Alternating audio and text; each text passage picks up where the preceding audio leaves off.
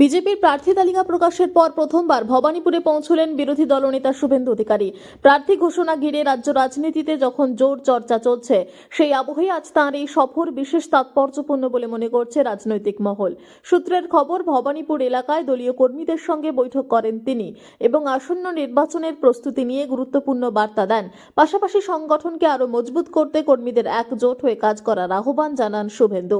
বিজেপির প্রার্থী তালিকা প্রকাশের পর থেকেই বিভিন্ন জেলায় রাজনৈতিক তৎপরতা বেড়েছে। সেই ধারাবাহিকতাকেই আজ ভবানীপুরে শুভেন্দু অধিকারীর উপস্থিতি ঘিরে কর্মী সমর্থকদের মধ্যে উৎসাহ দেখা যায়। আগামী দিনে এই কেন্দ্রকে ঘিরে রাজনৈতিক লড়াই আরো তীব্র হবে বলেই মনে করা হচ্ছে। Since 2011, she destroyed everything. She destroyed everything.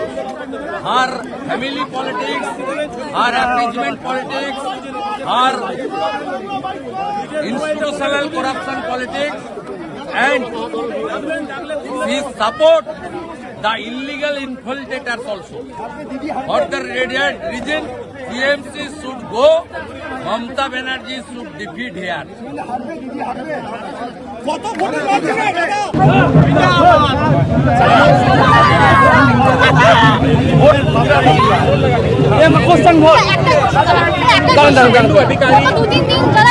দাঁড়ান তো ইন্টারভিউ দিতে আসেনি, দাঁড়ান তো